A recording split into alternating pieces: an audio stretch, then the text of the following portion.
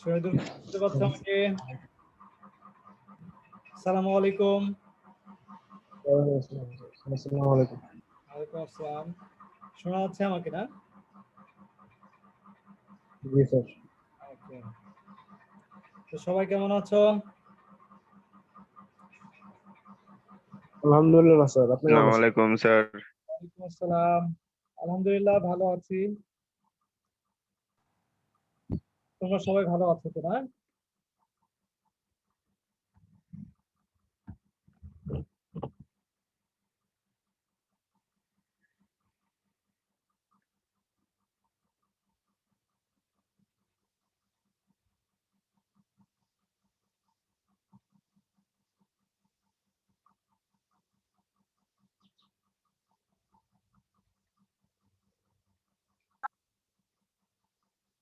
আচ্ছা, ওকে।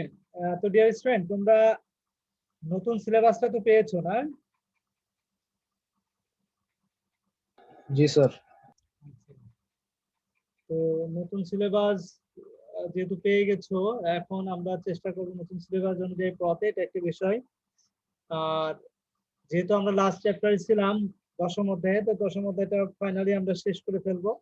হ্যাঁ, যেহেতু মোটামুটি আমাদের একবার করে সবগুলো চ্যাপ্টার তাহলে পড়া হয়ে যাচ্ছে, এটা একটা পজিটিভ দিক যে আমরা সবগুলো চ্যাপ্টারের সাথে আমাদের মোটামুটি একটা দখল থেকে থেকে গেল।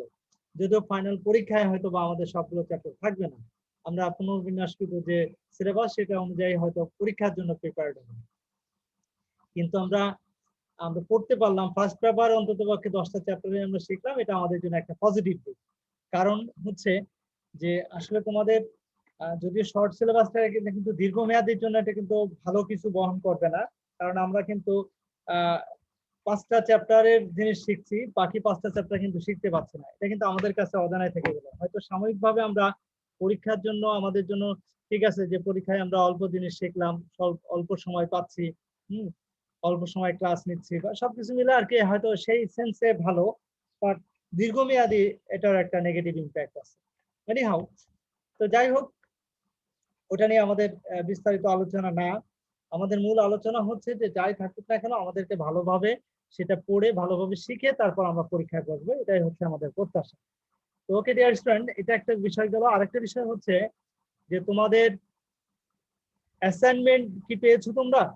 মার্কেটিং এর অ্যাসাইনমেন্ট তো তোমাদের দেওয়া হয়নি সম্ভবত। না স্যার, হ্যাঁ, তোমাদের ফার্স্ট অ্যাসাইনমেন্ট। মানে প্রথম প্রথম অধ্যায় পেয়েছি। হ্যাঁ, প্রথম অধ্যায়টা ম্যাডাম পেয়েছো? দিয়েছে। প্রথম অধ্যায়টা পেয়েছো না?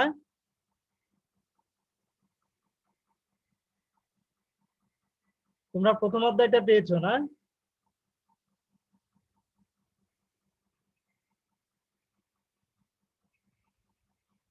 কি তোমরা আমাকে শুনতে পাচ্ছ না? স্যার অ্যাসাইনমেন্ট জমা দিতে হবে তো? তোমরা অ্যাসাইনমেন্ট আগামী 6 তারিখে জমা দিবে, 6 তারিখে। 6 তারিখে সাবমিশন ডেট রাখবে।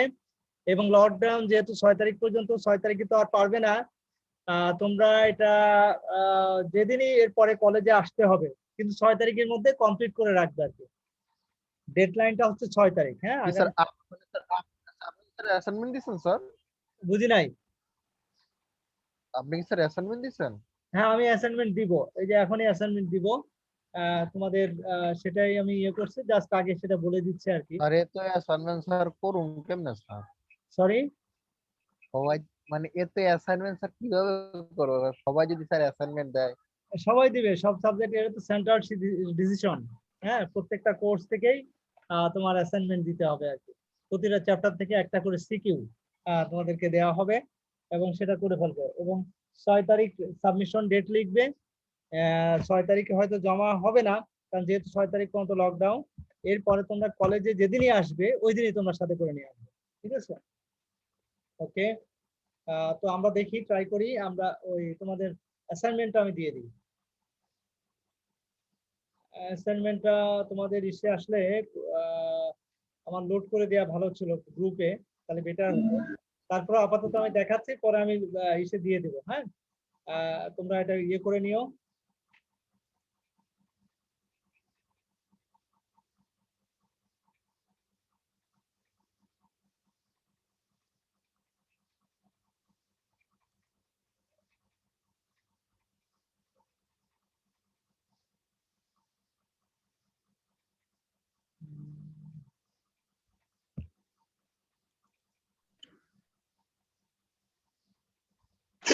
স্যার আসসালামু আলাইকুম।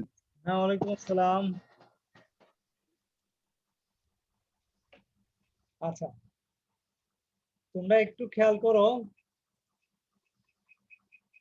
উম,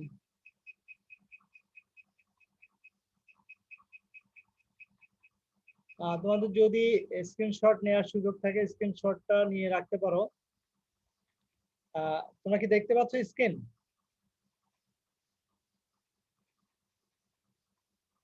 স্ক্রিন কি দেখতে পাচ্ছ? হ্যাঁ স্যার, স্ক্রিনশট নিছি স্যার। আচ্ছা, ওকে, তোমরা স্ক্রিনশট নিয়ে রাখো আপাতত। আর আমি এটা তোমাদের ওই পিডিএফ ফাইলটা আমি গ্রুপে দিয়ে দিব। হ্যাঁ, অ্যাসাইনমেন্টের যে পিডিএফ ফাইলটা আছে ওটা আমি গ্রুপেও দিয়ে দেব, তোমরা সেখান থেকে ডাউনলোড করে নিতে পারবে। আর এখন তোমরা ইনস্ট্যান্টলি এটা স্ক্রিনশট দিয়ে রাখতে পারো।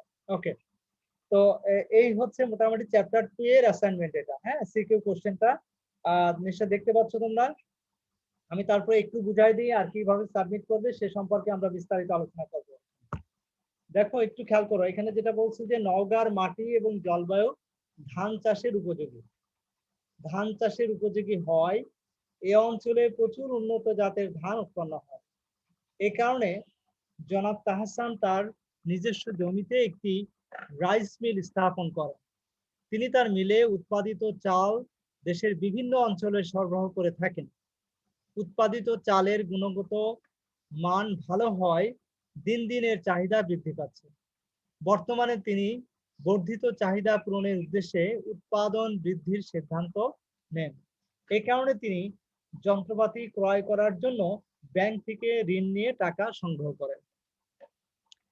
তো এটা কি বুঝতে পারছো উদ্দীপকটা? যে নওগাঁর মাটি ধান চাষের জন্য খুব উপযোগী, সে কারণে তোমার এই অঞ্চলে প্রচুর পরিমাণ উন্নত মানের ধান উৎপাদন হয়। সে কারণে মিস্টার তাহসান কি করলো, তার নিজস্ব জমিতে একটি রাইস মিল স্থাপন করলো এবং সেখানে তার মিলে এসে উৎপাদিত চাল দেশের বিভিন্ন অঞ্চলে সরবরাহ করে থাকে। তার মিল থেকে যে চাল উৎপাদন হয় সেই চাল দেশের বিভিন্ন অঞ্চলে তিনি কি করেন, সরবরাহ করেন। উৎপাদিত চালের গুণগত মান ভালো হয়, দিন দিনের চাহিদা বৃদ্ধি পাচ্ছে। বর্তমানে তিনি বর্ধিত চাহিদা পূরণের উদ্দেশ্যে উৎপাদন বৃদ্ধির সিদ্ধান্ত নিচ্ছেন। তার চাহিদা যেহেতু বৃদ্ধি পাচ্ছে আর সেই বর্ধিত চাহিদাটা মেটানোর জন্য তিনি তার ব্যবসাটাকে বা তার কারখানাটাকে বা রাইস মিলটাকে আরো বেশি বৃদ্ধি করার সিদ্ধান্ত নিচ্ছেন। তো এই কারণে তিনি যন্ত্রপাতি ক্রয় করার জন্য ব্যাংক থেকে কিছু ঋণ নেয়ার বিষয়ে সিদ্ধান্ত গ্রহণ করলেন এবং লোন নিয়ে টাকা সংগ্রহ করলেন। মোট কথা, ঠিক আছে? তো এই হচ্ছে তার মোটামুটি টোটাল সিচুয়েশন। এর প্রেক্ষিতে আমাদের কোশ্চেন গুলো কি হতে পারে? নাম্বার ক, সংগঠন কি? এটা আমরা ডাইরেক্ট বই থেকে আমরা পেয়ে যাব, চ্যাপ্টার 2 থেকে। খ নম্বর হচ্ছে শ্রম একটি জীবন্ত উপাদান, ব্যাখ্যা করো। শ্রম হচ্ছে একটি জীবন্ত উপাদান, ব্যাখ্যা করো।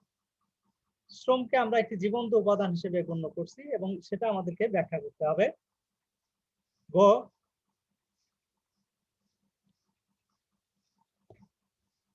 উল্লেখিত উদ্দীপকে ধান উৎপাদনে কোন উপকরণের প্রত্যক্ষ প্রভাব রয়েছে, ব্যাখ্যা করো। আচ্ছা, এই কোশ্চেনের আনসারটা একটু বলো তো এক কথায়। উল্লেখিত উদ্দীপকে ধান উৎপাদনের কোন উপকরণের প্রত্যক্ষ প্রভাব রয়েছে? ব্যাখ্যা করার প্রয়োজন নেই, বাট কোন উপকরণের প্রভাব রয়েছে এটার আনসারটা একটু বলো সবাই। অর্ধেন্দু বলো।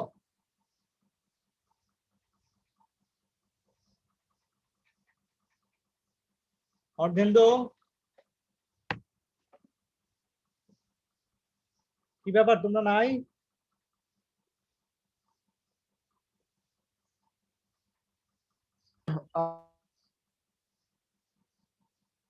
বুঝতেছি না, তোমরা কি আছো লাইনে? স্যার কথা শোনা যায়? শোনা যায়? হ্যাঁ, শুনতে পাচ্ছি। স্যার নেট খারাপ তো স্যার, মানে আটকে আটকে যাচ্ছে স্যার। আচ্ছা আচ্ছা আচ্ছা, অর্ধেন্দু বলো তো, এই যে আমরা গ নম্বর কোশ্চেনের আনসারটা, প্রথম কোশ্চেনের আনসারটা কি হবে? উল্লেখিত উদ্দীপকে ধান উৎপাদনে কোন উপকরণের প্রত্যক্ষ প্রভাব রয়েছে?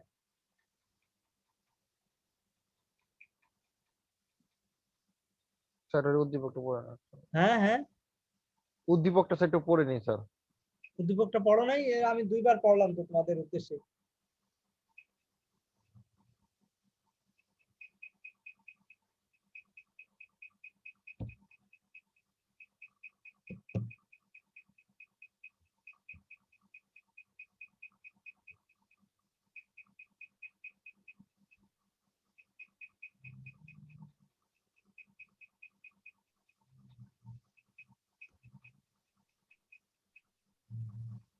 কি পড়েছো?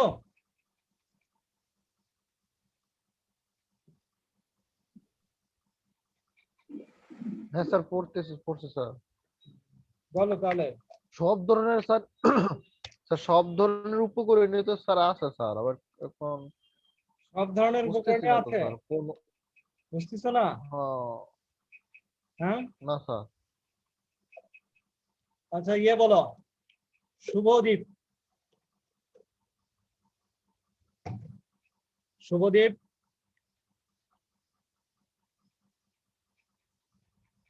শুভদীপ। Yes sir. হ্যাঁ, তুমি বলো তো এটা গ নম্বরের আনসারটা কি হবে? উল্লেখিত উদ্দীপকে ধান উৎপাদনে কোন উপকরণের প্রত্যক্ষ প্রভাব পেয়েছে?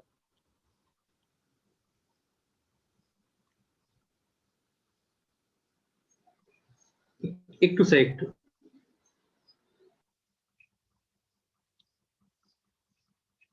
পড়ার সময় তো মনোযোগ দাও না, বোঝা গেল।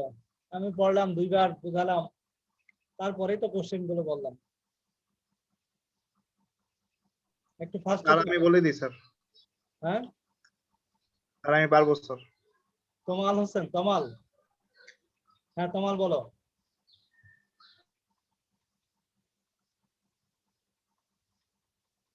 তমাল বলো।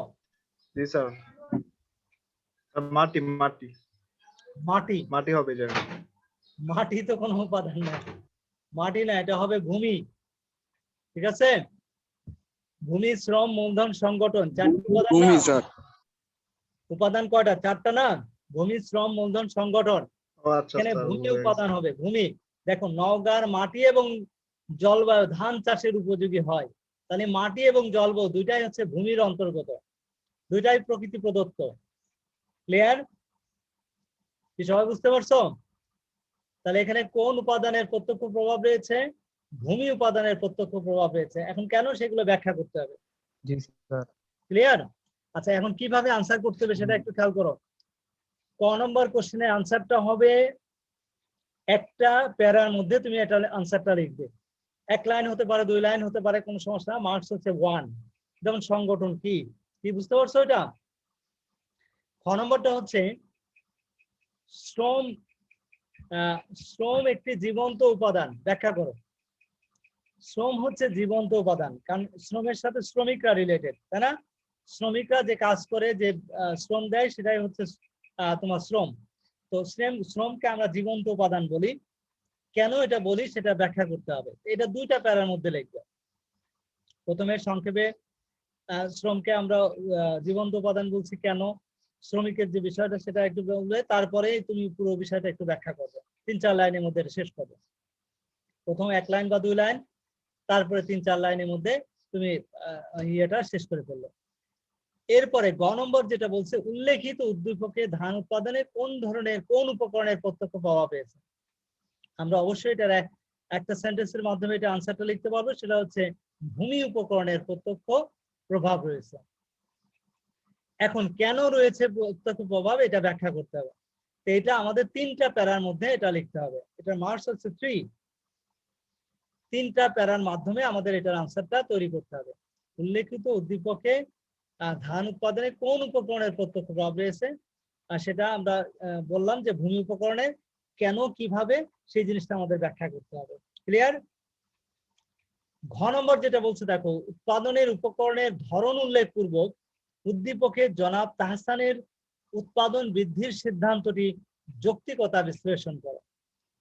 এখন উৎপাদনের উপকরণের ধরন উল্লেখ পূর্বক, উৎপাদনের উপকরণের ধরন এখানে উল্লেখ পূর্বক জনাব তাহসানের উৎপাদন বৃদ্ধির যে সিদ্ধান্ত, সেই সিদ্ধান্তটা আসলে কতটা যৌক্তিক সেটা আমাদেরকে বিশ্লেষণ করতে হবে।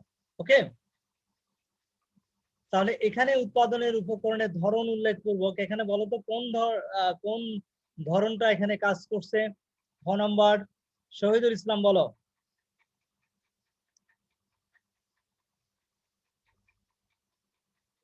স্যার মূলধন। হ্যাঁ, এটা কি মূলধন? ওই যে স্যার ব্যাংক থেকে ঋণ নিয়ে যন্ত্রপাতি ক্রয় করছে। ব্যাংক থেকে লোন নিয়ে সে যন্ত্রপাতি ক্রয় করছে, তার মানে এখানে তার মূলধন বৃদ্ধি করতে হচ্ছে, তাই তো?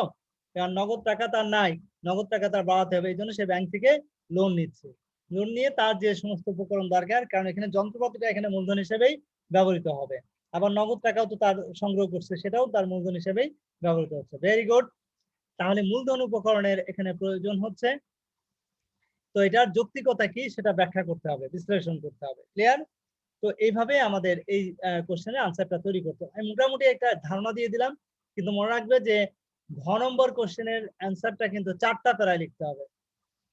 এটা মার্কস হচ্ছে 4, 4টা প্যারা হবে। প্রথমে 1 লাইন বা 2 লাইনের মধ্যে, তারপরেও 2 লাইন বা মতো লিখবে, তারপরে মোটামুটি ব্যাখ্যা করবে, এবং সবশেষে দেখা যাচ্ছে যে পুরো উপসংহার আকারে বক্তব্যগুলো তুলে ধরার চেষ্টা করতে হবে।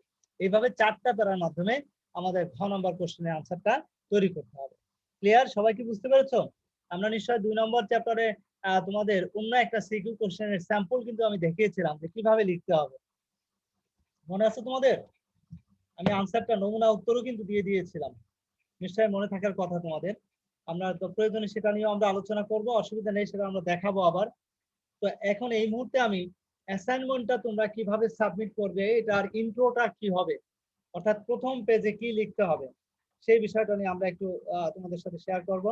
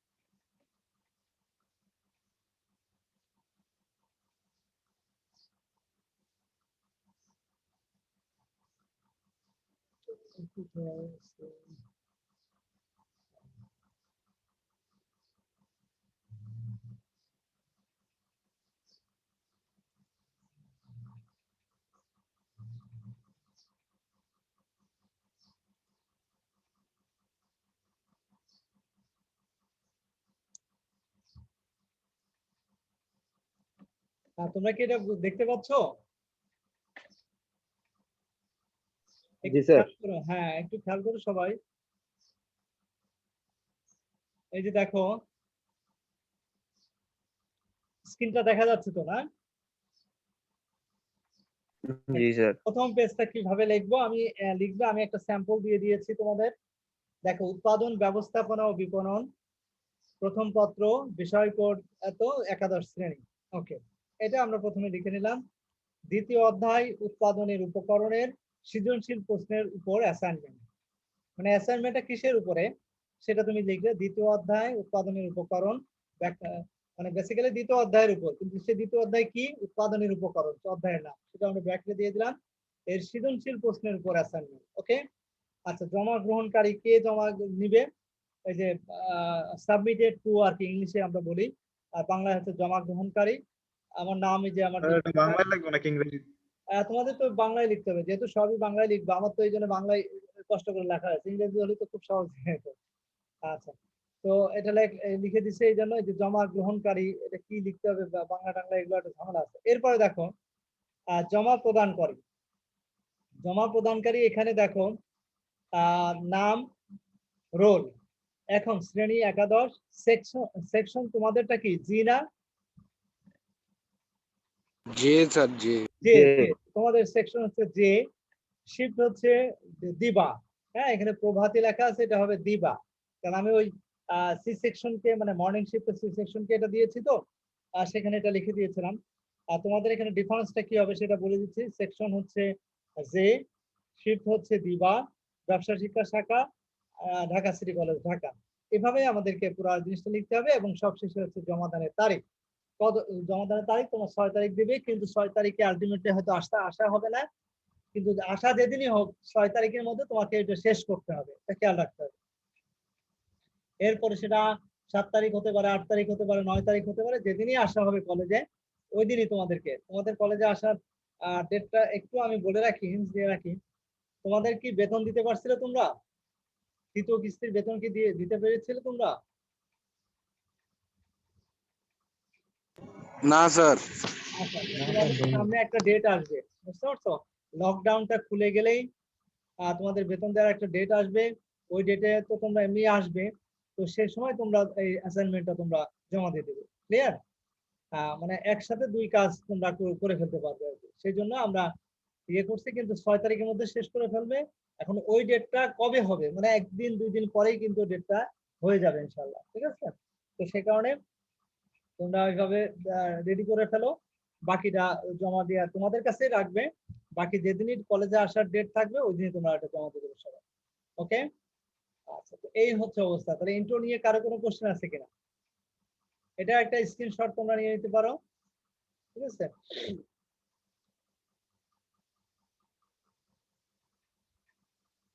এটা একটা স্ক্রিনশট তোমরা নিয়ে নিতে পারো। স্যার এটা কি সব সাবজেক্টে যদি এমন ইন্ট্রো দিই তাহলে কি সমস্যা হবে না?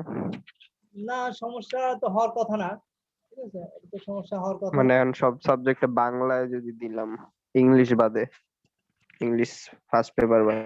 হ্যাঁ, বাংলায় তুমি জাস্ট বাংলা সাবজেক্টের নাম, এই যে এখানে শুধু পার্থক্য হবে, এই যে এই জিনিসটা শুধু পার্থক্য হবে, তাই না?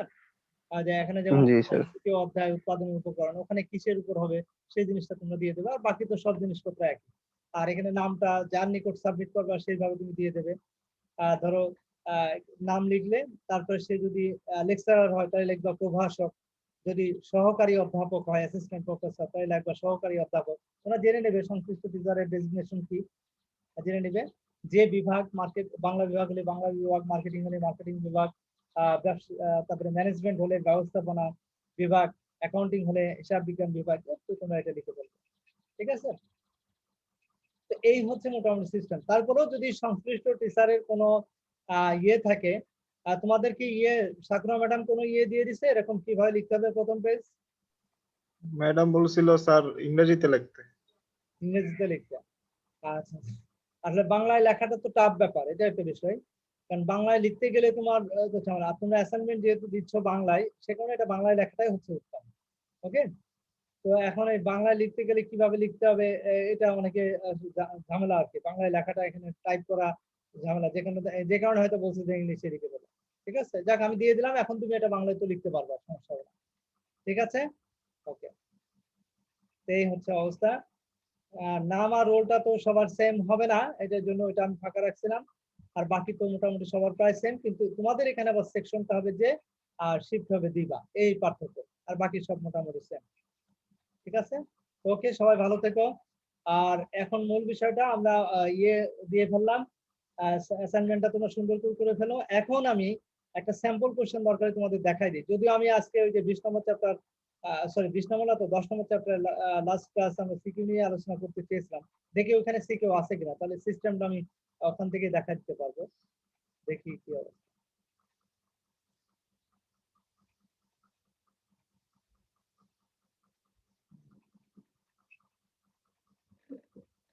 তুমি করা নাই?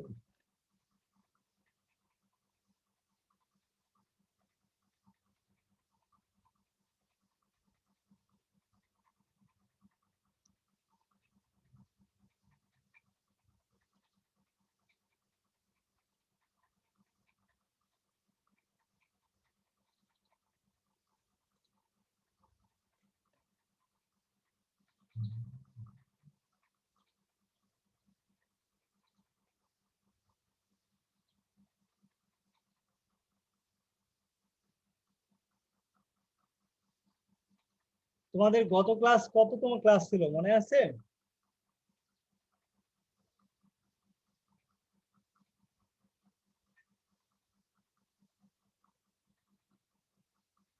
রেস্টুরেন্ট, তোমাদের কি মনে আছে আমরা লাস্ট কততম ক্লাস করেছিলাম?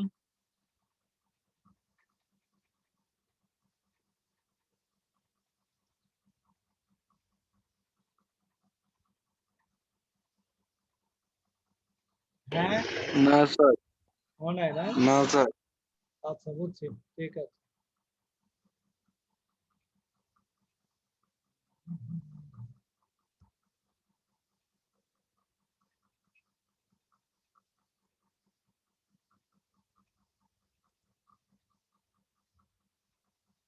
আমি একটু দেখে নিচ্ছি।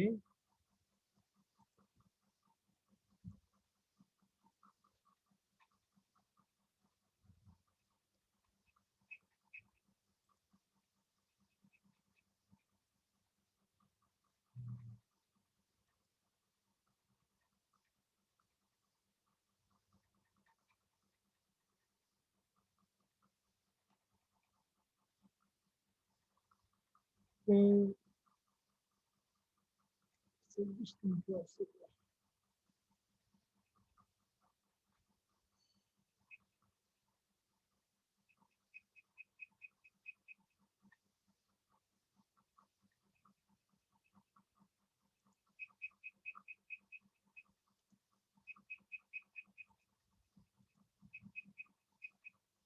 আচ্ছা, আজকে মূলত ওই 26তম ক্লাসের বিষয়টা বলা আছে।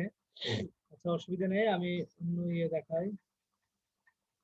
সিকিউ একটা তোমাদেরকে দেখাতে চাচ্ছি, সমস্যা নেই, আমি এটা অবশ্যই দেখানোর চেষ্টা করবো ইনশাআল্লাহ।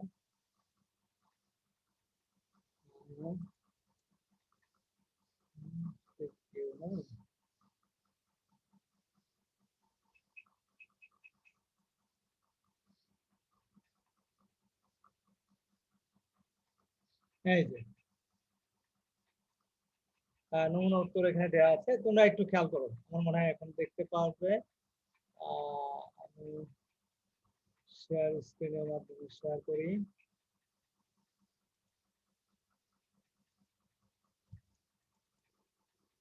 আচ্ছা, এই যে 2 নম্বর অধ্যায়ে আমরা একটা, তোমাদের যে প্রশ্নটা দেওয়া হয়েছে সেটা না, অন্য একটা সিকিউ কোশ্চেন আমরা কিভাবে আনসারটা তৈরি করতে হবে সেটার আমরা একটা স্যাম্পল আমরা এখানে দিয়ে দিয়েছি, সেটা একটু ভালো করে খেয়াল করো।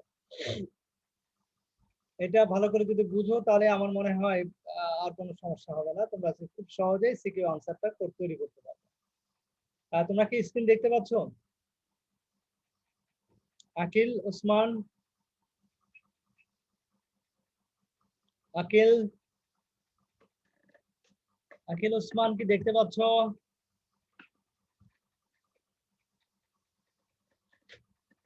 স্যার দেখা যাচ্ছে। আকিল কে আসো? আকিল, ওসমান কি আছো? লাইনে আছো? আমাদের সাথে আছো?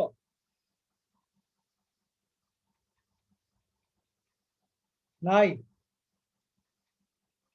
তোমাদের এই জন্য আসলে স্যার কিন্তু এই জন্য স্ট্রিক্টলি বলে যে আসলে ভিডিওটা অন করে রাখতে, কারণ এটা তো লাইভ ক্লাস। মানে কি লাইভ ক্লাস মানে হচ্ছে সরাসরি ক্লাসের মতোই তো এটা, তাই না? তো তাহলে তোমরা আসলে ভিডিও অন করো না, এটা আমি তো বুঝতে পারি না আমরা আসলে যে আছো কেউ আছো কি নাই, এটা কিন্তু খুব প্রবলেম এটা। হ্যাঁ, এইভাবে কিন্তু আসলে খুব সমস্যা হচ্ছে আমাদেরকে। তোমরা নেক্সট ক্লাস থেকে অবশ্যই ভিডিও অন রাখবে, নাহলে আমি তাকে ইয়ে করে দেবো। ঠিক আছে, ভিডিও অন রাখবে, কারণ ক্লাসে সবাইকে অবশ্যই ভিডিও অন রাখতে হবে।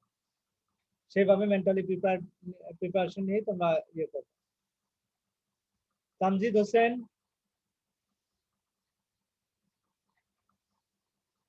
জি স্যার। হ্যাঁ দেখতে পাচ্ছ? স্ক্রিন দেখতে জি পাচ্ছ? স্যার। জি জি। ওকে, সবাই একটু খেয়াল করো যারা এই মুহূর্তে আছো। মিস্টার রশিদ নারায়ণগঞ্জের একটি রপ্তানিমুখী গার্মেন্টস কারখানা গড়ে তোলেন। কারখানায় উন্নত মানের পণ্য সামগ্রী উৎপাদিত হওয়ায় বিদেশে পণ্যের চাহিদা ব্যাপকভাবে বৃদ্ধি পায়, কিন্তু স্থানের অভাবে কারখানার আয়তন বৃদ্ধি করতে না পারায় যোগান বৃদ্ধি করতে পারছে না। ভালো করে খেয়াল করো। মিস্টার রশিদ নারায়ণগঞ্জের একটি রপ্তানিমুখী গার্মেন্টস কারখানা গড়ে তোলেন। কোথায়? নারায়ণগঞ্জে, না? আচ্ছা, কারখানায় উন্নত মানের পণ্য সামগ্রী উৎপাদিত হয়, বিদেশে পণ্যের চাহিদা ব্যাপকভাবে বৃদ্ধি পায়। খেয়াল করো, বিদেশে পণ্যের চাহিদা ব্যাপকভাবে বৃদ্ধি পায়, কিন্তু স্থানের অভাবে কারখানার আয়তন বৃদ্ধি করতে না পারায় যোগান বৃদ্ধি করতে পারছে না। এই হচ্ছে বেসিক্যালি আমাদের মূল বিষয়।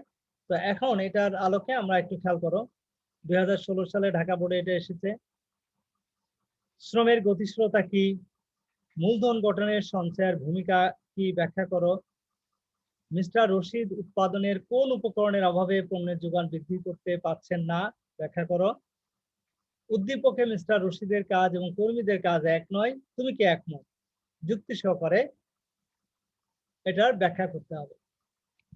ওকে ডিয়ার স্টুডেন্ট, দেখো একটু খেয়াল করে যে একটু দেখো, অ্যাটেনশন দাও। এটার আনসারটা কিভাবে আমরা লিখবো সেটা একটা স্যাম্পল দিয়ে দিয়েছে, ওটা কিন্তু হুবহু এটা না, একটু আলাদা। এবং কিভাবে এই সেম চ্যাপ্টারেরই কিভাবে আনসার করতে হবে আমি একটু তোমাদেরকে ধারণা দেওয়ার চেষ্টা করতেছি। দেখো একটু সবাই খেয়াল করো। ক নম্বর কোশ্চেনের আনসার, শ্রমের গতিশীলতা বলতে কি বুঝি আমরা। খেয়াল করে এখানে একটা সেন্টেন্স বা দুইটা সেন্টেন্সের মাধ্যমেই কিন্তু এটার আনসারটা আমাদের লিখতে হবে, আগেই বলেছি। কাকে বলে দেখো, শ্রমের গতিশীলতা হলো কোনো শ্রমিকের এক এলাকা থেকে অন্য এলাকায় বা এক পেশা থেকে অন্য পেশায়, এক প্রতিষ্ঠান থেকে অন্য প্রতিষ্ঠানে চলে যাওয়া বা অন্য প্রতিষ্ঠানে যে গমন করা, এটাই হচ্ছে বেসিক্যালি শ্রমের গতিশীলতা। কি সব বুঝতে পেরেছো? শ্রমের গতিশীলতা কাকে বলে? দেখো একটা সেন্টেন্সের মাধ্যমে, সেন্টেন্সটা যদি একটু বড় কিন্তু একটা সেন্টেন্সের মাধ্যমে এটার আনসারটা আমরা দেওয়ার চেষ্টা করেছি। 1 মার্কস যদি রাইট হয় ফুল মার্কসই পাবে এটা। এবার খ নম্বর কোশ্চেনের উত্তরটা দেখো, সঞ্চয় হচ্ছে মূলধন গঠনের ভিত্তি, এটা আমাদেরকে ব্যাখ্যা করতে হবে। সঞ্চয় যে আসলে মূলধন গঠনের ভিত্তি, এই বিষয়টা কিন্তু আমাদেরকে বুঝতে হবে আগে।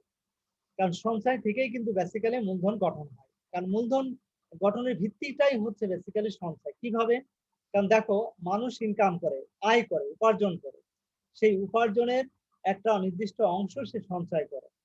সেই সঞ্চয়ের সেই সঞ্চয় থেকে একটা নির্দিষ্ট অংশ সে ব্যবহার করে, আরেক নির্দিষ্ট অংশ সে পুনরায় উৎপাদনের কাজে ব্যবহার করে। যে অংশটুকু সে পুনরায় উৎপাদনের কাজে ব্যবহার করছে, ওই অংশটুকুকে আমরা বলছি মূলধন। ক্লিয়ার? ডিয়ার স্টুডেন্ট, কি বুঝতে পারছো? তাহলে মূলধন কিভাবে আসছে? আলটিমেটলি কিন্তু সঞ্চয় থেকেই আসছে। কারণ মানুষ যদি সঞ্চয় না করতে পারে তাহলে কিন্তু মূলধন গঠন হতে পারবে না, মূলধন গঠন করতে পারবে না। তাহলে মূলধন গঠনের অন্যতম ভিত্তি হচ্ছে বেসিক্যালি সঞ্চয়। তো এই বিষয়টাই জাস্ট এখানে একটু ব্যাখ্যা করা হয়েছে, নিশ্চয় তোমরা বুঝতে পারবে ইনশাআল্লাহ। এরপরে চলে আসো নেক্সট। নেক্সট যেটা আসছে সেটা হচ্ছে গ নম্বর কোশ্চেন, মিস্টার রশিদের উৎপাদনে ভূমি উপকরণের অভাবে পণ্যের যোগান বৃদ্ধি করতে পারছে না। কারণ তার দেখো, তার যোগান সাপ্লাই বাড়ানো দরকার, কিন্তু সে সাপ্লাই বাড়াতে পারছে না কেন? মিস্টার রশিদের উৎপাদনের কোন উপকরণের অভাবে পণ্যের যোগান বৃদ্ধি করতে পারছে না, ব্যাখ্যা করো। তাহলে এখানে দেখো, প্রচুর চাহিদার কারখানায় উন্নত মানের পণ্য সামগ্রী উৎপাদিত হয়, বিদেশে পণ্যের চাহিদা ব্যাপকভাবে বৃদ্ধি পাচ্ছে, কিন্তু ওই যে স্থানের অভাবে, কিসের অভাবে? স্থানের অভাবে কারখানার আয়তন বৃদ্ধি করতে পারছে না। তাহলে এখানে আমাদের কোন উপকরণের, দেখো মিস্টার রশিদ উৎপাদনে কোন উপকরণের অভাবে পণ্যের যোগান বৃদ্ধি করতে পারছে না? ভূমি উপকরণের। স্থান মানেই তো এখানে ভূমি, ভূমি উপকরণের, অর্থাৎ এই যে 4টি উপাদান, ভূমি, শ্রম, মূলধন, সংগঠন, এই 4টি উপাদানের মধ্যে ভূমি উপাদানের অভাবে তিনি কি করতে পারছে না?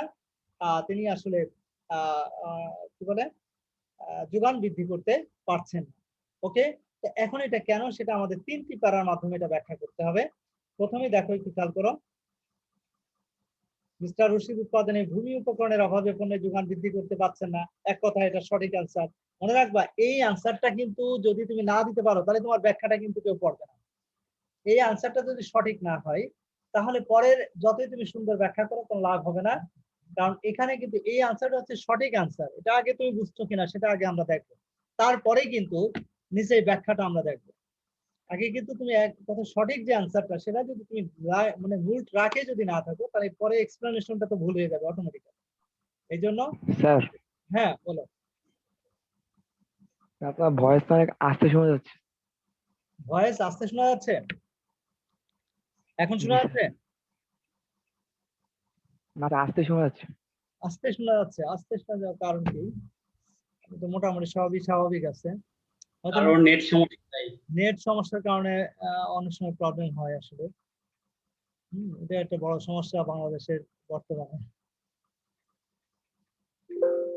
আচ্ছা, ওকে, তো একটু খেয়াল করো, যেটা বলছিলাম আমরা, তাহলে ভূমি উপকরণের অভাবে পণ্যের যোগান বৃদ্ধি করতে পারছেন না। তাহলে এই কথাটা লেখার পর তারপরে এখন ভূমির বিষয়টা, ভূমি কিভাবে যে ভূমি গঠিত হয় বা ভূমি কিভাবে আসে, এরপরে ভূমিটা কেন গুরুত্বপূর্ণ সেই বিষয়টা আমাদের এখানে ডিটেলসটা তুলে ধরতে হবে। তার মানে এই আনসারটা আমাদের 3টি প্যারার মাধ্যমে লিখতে হবে। যেমন ধরো দেখো বলছে ভূমি হলো প্রকৃতি প্রদত্ত বিভিন্ন সম্পদ, যেমন ভূপৃষ্ঠ, মাটি, পানি, বায়ু, আলো ইত্যাদির সমষ্টি।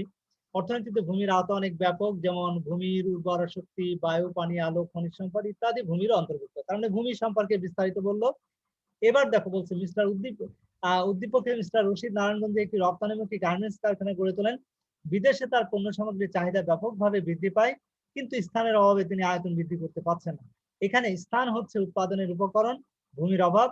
কারণ ভূমি বলতে প্রকৃতি প্রদত্ত সকল সম্পদকে বোঝায় যা উৎপাদনের কাজে ব্যবহৃত হয়। তাই বলা যায় ভূমির অভাবে মিস্টার রশিদ পণ্যের যোগান বৃদ্ধি করতে পারছেন। নিশ্চয় খেয়াল করেছো, তোমরা পারলে আরো সুন্দর করে লিখবে। আমি তো মোটামুটি একটা স্যাম্পল দেখিয়েছি, চেষ্টা করেছি শর্টকাট, কারণ অনেকেই হাতে লেখার স্পিড ভালো, সুন্দর করে লিখতে পারো, আরো বিস্তারিত লেখার চেষ্টা করবে। ঠিক আছে, ওকে ডিয়ার স্টুডেন্ট, নেক্সট যেটা আসছে দেখো ঘ নম্বর কোশ্চেনের আনসার। ঘ নম্বর কোশ্চেনটা কি ছিল এটা একটু দেখো। উদ্দীপকে মিস্টার রশিদের কাজ এবং কর্মীদের কাজ এক নয়, তুমি কি একমত? যুক্তি সহকারে ব্যাখ্যা করো। তাহলে মিস্টার রশিদ হচ্ছে মালিক, আর কর্মীরা, মালিক কি আসলে সরাসরি ফিজিক্যাল ওয়ার্ক করে? শ্রমিকদের মতো না। তাহলে এই জন্য বলা আছে কর্মীরা যে কাজ করছে আর মিস্টার রশিদ যে কাজ করছে দুজনের কাজ কিন্তু এক নয়। এটা তুমি একমত কিনা? একমত হলে যুক্তি সহকারে সেটা ব্যাখ্যা করতে হবে।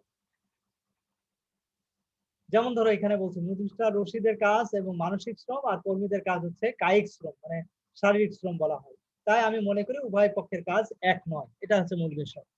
তাহলে পণ্য এবং সেবা উৎপাদনের জন্য মানুষের শারীরিক এবং মানসিক পরিশ্রমকে শ্রম বলে। শ্রমকে আমরা 5 ভাগে ভাগ করতে পারি, এর মধ্যে শারীরিক শ্রম এবং মানসিক শ্রমটা হচ্ছে অন্যতম। মানুষ শারীরিক এবং শারীরিক বা কায়িক শ্রম দিয়ে কোনো কাজ করলে তাকে আমরা শারীরিক বা কায়িক শ্রম বলি। আর মানুষ যখন তার শারীরিক শ্রম না দিয়ে বরং তার মনন, প্রজ্ঞা এবং বুদ্ধিমত্তা দিয়ে কাজ করে তখন সেটাকে আমরা বলি মানসিক শ্রম। উদ্দীপকে হতে মিস্টার রশিদ একজন উদ্যোক্তা এবং সংগঠক। নারায়ণগঞ্জে তার একটি রপ্তানিমুখী কারখানা রয়েছে, অন্যদিকে তার প্রতিষ্ঠানে নিয়োজিত কর্মীরা প্রত্যক্ষভাবে পণ্য উৎপাদন করছে, আর তিনি পরোক্ষভাবে ব্যবসায় তার শ্রম এবং সেবা বিনিয়োগ করছেন। কারখানা পরিচালনা করতে মিস্টার রশিদ মেধা, মনন, শিক্ষা, ঝুঁকি গ্রহণ, পরিকল্পনা, সংগঠনের মতো কাজ করে থাকেন, যেগুলোকে আমরা বুদ্ধিদীপ্ত বা মানসিক শ্রম বলে থাকি। অপরদিকে কারখানার শ্রমিকদের তাদের শারীরিক শক্তি কাজে লাগে তাদের কাজ সম্পাদন করতে হয়, তাদের এই কাজটি শারীরিক বা কায়িক শ্রমের অন্তর্ভুক্ত। সে কারণে এ সকল যুক্তিসঙ্গত কারণেই আমরা উদ্দীপকে মিস্টার রশিদের কাজ এবং কর্মীদের কাজ এক নয়, এই বক্তব্যটির সাথে আমি পুরোপুরি ভাবে একমত। ক্লিয়ার? দেখো সংক্ষেপে মোটামুটি পুরো কোশ্চেনটার একটা ব্যাখ্যা আমরা সুন্দরভাবে উপস্থাপন করার চেষ্টা করেছি। তো তোমরাও ঠিক এভাবে বা এর চেয়ে আরো সুন্দরভাবে তোমরা লিখতে পারবে, কোনো সমস্যা নেই। তোমাদের ক্রিয়েটিভিটি এখানে উপস্থাপন করবে ইনশাআল্লাহ। ঠিক আছে, এইভাবে তোমরা অ্যাসাইনমেন্টটা সুন্দর করে সাবমিট করবে। ক্লিয়ার? আচ্ছা, আমরা যে কোশ্চেনটা দিয়েছি অ্যাসাইনমেন্টের, সেই কোশ্চেনটা সুন্দরভাবে তুমি সেটা লিখবে, লিখে ইনশাআল্লাহ 6 তারিখ সাবমিশন ডেট দিবে, এবং এরপরে যেদিনই খোলা থাকবে ওই দিনই তোমরা এসে এটা সরাসরি তোমরা ডিপার্টমেন্টে জমা দেবে। ক্লিয়ার? তো ডিয়ার স্টুডেন্ট, আমাদের সময় খুবই কম আছে, 1 মিনিটের কম সময় আছে, আমরা আর বিস্তারিত আলোচনা করার সুযোগ পাবো না। তো আজকের ক্লাসে আমরা 10ম অধ্যায়ের কিছু কোশ্চেন ছিল সেগুলো নিয়ে আমরা আলোচনা করতে চেয়েছিলাম। এখানে যেমন এই যে তোমাদের সৃজনশীল কোশ্চেনের দিয়ে দিয়েছিলাম, তোমরা লিখছিলে নিশ্চয়ই 2017 সালে আসছে কুমিল্লা বোর্ডে, এটা বাসার কাজ ছিল আর কি। যাই হোক, নিশ্চয় তোমরা করেছিল ওই সময়। এখন যে বিষয়টা সেটা হচ্ছে যে আমরা যে সিকিউ কোশ্চেনটা দিয়েছি সেই সিকিউ কোশ্চেনটা তোমরা সুন্দরভাবে উপস্থাপন করবে আনসার করে। এবং আরেকটা জিনিস বলে রাখি, অ্যাসাইনমেন্ট কোনো বোথ সাইডে কিন্তু লিখবে না, 1 পেজ লিখবে এবং অফসেট পেপারে লিখবে। ক্লিয়ার? আর কোশ্চেনটা তুমি ইচ্ছা করলে তুলে নিতে পারো, আবার নাও পারো, কোনো সমস্যা নেই। তবে কোশ্চেনটা তুললে কিন্তু ভালো হবে, কারণ একবার যদি তুমি লেখো মনোযোগ দিয়ে সহকারে তাহলে এটা ওই উদ্দীপকটা 10 বার পড়ার কাজ করবে, সেই জন্য তুমি লিখলে এটা বেস্ট হবে। ওকে, না লিখতে সমস্যা নেই। তো যাই হোক, তোমরা সবাই যথাসময়ে এটা সাবমিট